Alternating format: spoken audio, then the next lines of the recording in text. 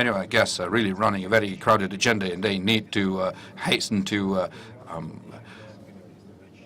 play part in other meetings. And so I would like to go back to what Prime Minister Dačić mentioned, referring to the Serbian activity, because this is really a unique experience when a country has a free trade agreement both with Europe and with the Eurasian Union, and something that I would like to wish to many, and something which unfortunately 5-7 years ago was never mentioned in the negotiations that the European countries had with the former Soviet Union countries, where they raised an issue in a very rigid way. You're either with us or with them. And so in this sense, Serbia is a great example to follow for the rest of Europe, for the rest of Eurasia. Could you please share with us the secret? How did you manage to convince both ourselves and the Europeans that you're so good and that we should have friendship with you on all sides?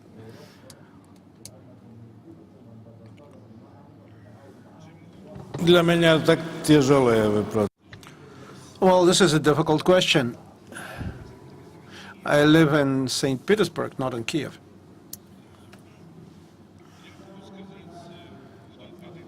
Let me reply in the Serbian language, because I'm afraid I might make a mistake. Well, people will understand.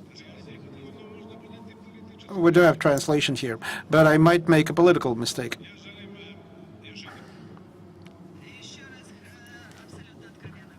Let me give you a very frank reply. Serbia is a sovereign state, and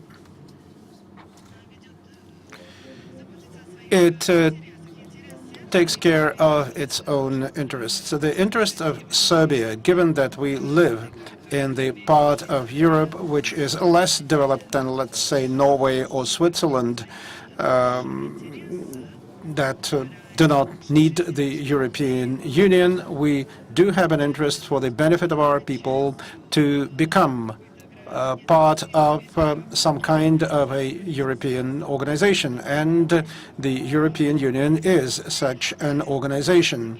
On the other hand, our goal and our strategic interest is not to allow this to be conditioned by any political questions that interfere with our state and national interests, and that concerns the issue of Kosovo and Metohija. And we have said that Serbia is a country on which an experiment has been done. That is to say, a unilateral separation of a part of our territory without agreement with us. And most of Western countries recognized this, accepted this. Before that, there was even the bombing of Serbia. Recently, the French philosopher Lévy visited Serbia, and he was caked. A cake was thrown into his face because he supported the bombing of Serbia in 1999. He was treated this way in some other places as well. This is nothing new. He was angry to be caked in this way. Well, what about the citizens of Serbia? I think they would have been happy had NATO shelled them with cakes. Unfortunately, we were bombed rather than caked, and we have to recognize this and take this into account when we talk about our national interests. Therefore, our policy is military neutrality. We want to become members of the European Union, but we cannot reject, we will not reject Russia, and we will not conduct an anti-Russian policy. We will never do so. I believe that this is not just a political, this is a moral issue. And on the other hand, it is not normal for Serbia to become a member of the Eurasian Economic Union, because regionally we are not part of that space. But we definitely want better cooperation, economic and political cooperation, with the countries that are members of that union. And I'd like to say to the Secretary General of the United Nations, my friend of many years, who has had to address some very, very difficult issues. I would like to wish him a very successful mandate as Secretary General, because this is an international organization which Serbia loves so much. And for us here, it's not a difficult choice that he became the Secretary General.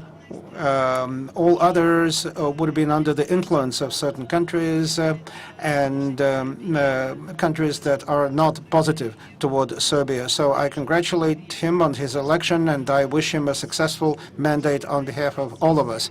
As regards Russia and Serbia, in Serbia, people often say when someone comes from Washington, the first question is, what is the influence of Russia in Serbia? Well, it so happens that we are a kind of a Russian island in this part of Europe. This is what is being suggested. One high-ranking diplomat from the State Department who works on our region has said that he doesn't regard our humanitarian center in Nisha as he regards it as a kind of intelligence point from which Serbia would like to destabilize our region and to have a bad influence on the region. I said to him that he probably has watched too many movies, perhaps by Orson Welles or The War of the Worlds. What we need is something very different, something that Tito called détente, that is to say, compromise, accommodation, shaking hands with each other. We are grateful to Russia because you are the country that supported us when we were in difficulty. We will never forget that. Whatever happens, we adopted sanctions. That would have been impossible.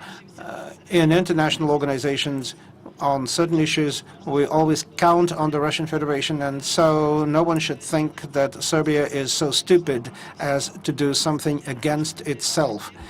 And that despite the fact that we want to become a member of the European Union, but we want to be an equal partner. And I would like to say once again, Serbia now has a new president, Aleksandar Vučić, that who was inaugurated yesterday, but the new prime minister will continue to be to the same policy, and Serbia will continue to be the factor of stability in our region. Well, we are very interesting panelists, but they have a tough schedule. This was a very interesting discussion. On stage here are people who represent very different countries. Some have long-standing relationships with Russia. Others will only now increase that kind of relationship. But certainly all participants in this panel, and I'm sure that many others who spoke at other panels, they have been saying certain things that seem to be mutually exclusive.